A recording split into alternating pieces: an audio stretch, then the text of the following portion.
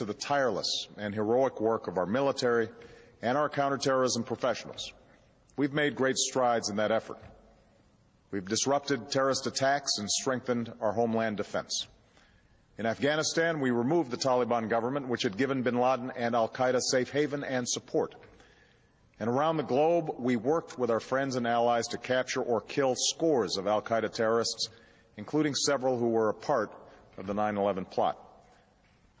Yet Osama bin Laden avoided capture and escaped across the Afghan border into Pakistan. Meanwhile, al-Qaeda continued to operate from along that border and operate through its affiliates across the world.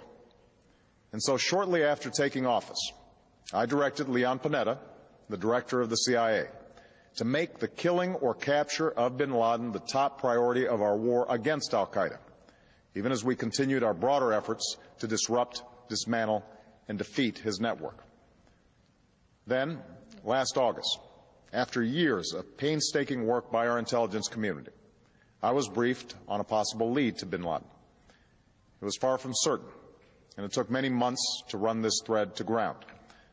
I met repeatedly with my national security team as we developed more information about the possibility that we had located bin Laden hiding within a compound deep inside Pakistan.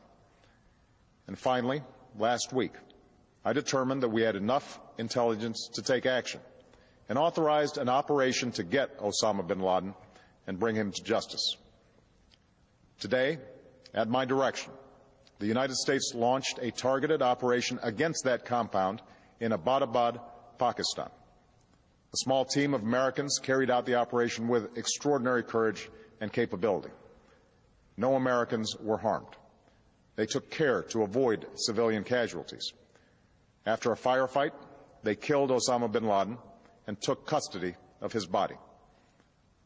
For over 2 decades, bin Laden has been al-Qaeda's leader and symbol, and has continued to plot attacks against our country and our friends and allies. The death of bin Laden marks the most significant achievement to date in our nation's effort to defeat al-Qaeda. Yet his death does not mark the end of our effort. There is no doubt that al-Qaeda will continue to pursue attacks against us. We must, and we will, remain vigilant at home and abroad. As we do, we must also reaffirm that the United States is not and never will be at war with Islam.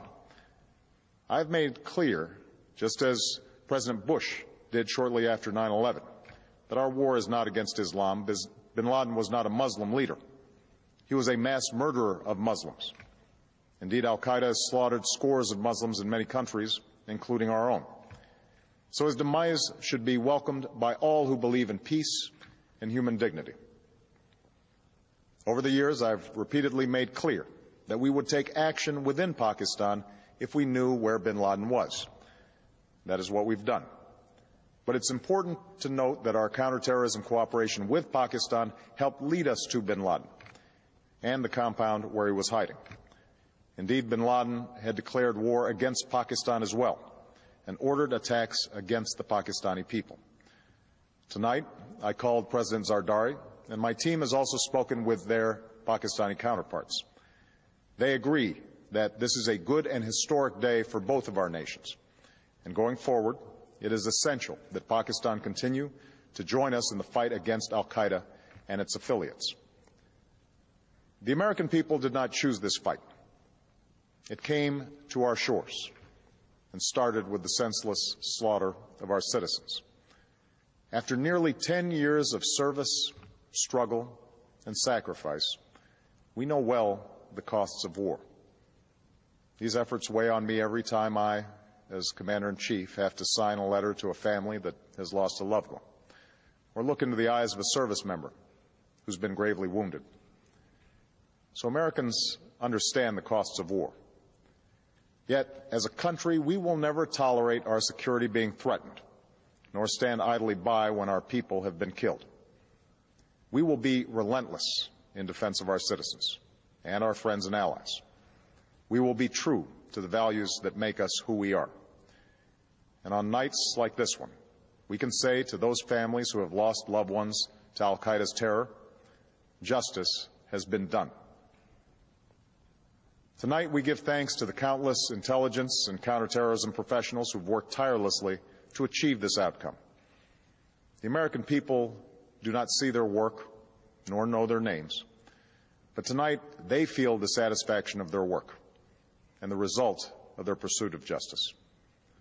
We give thanks for the men who carried out this operation, for they exemplify the professionalism, patriotism, and unparalleled courage of those who serve our country.